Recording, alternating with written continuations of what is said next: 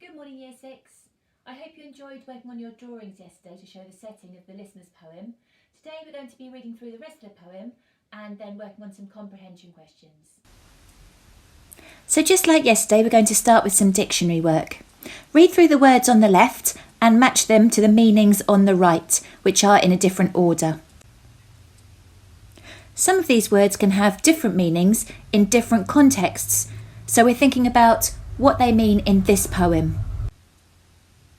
The correct meanings are dwelt, means lived, thronging, means crowding round, hearkening, listening to, cropping, biting and eating, surged, to flood towards something, and plunging, striking or rushing.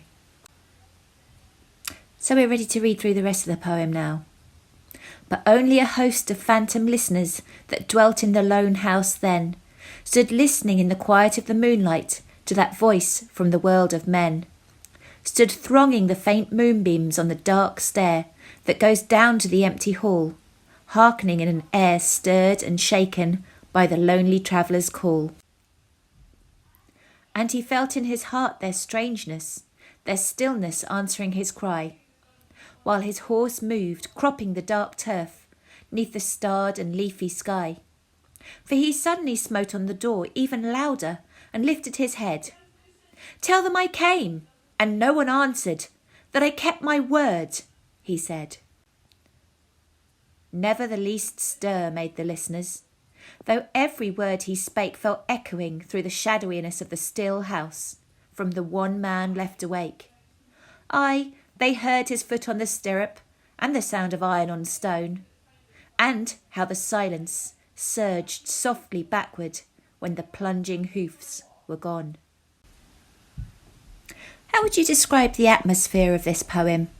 Pause the video and jot down 2 or 3 words. Words that came into my head were mysterious, eerie, and unsettling.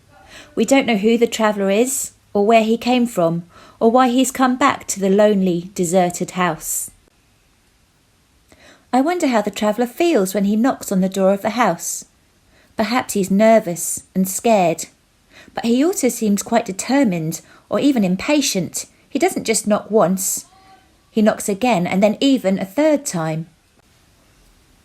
I wonder why the poem is called The Listeners, and who or what might be listening to the traveller knocking on the door of the deserted house. So on the website there are some comprehension questions to work through. Remember to read the questions really carefully. If it asks you to give evidence, then make sure that there's some evidence in your answer. When you finish, there are answers to check through as well. For some of the questions, there's more than one correct answer, so you might want to look through with a grown-up to help you.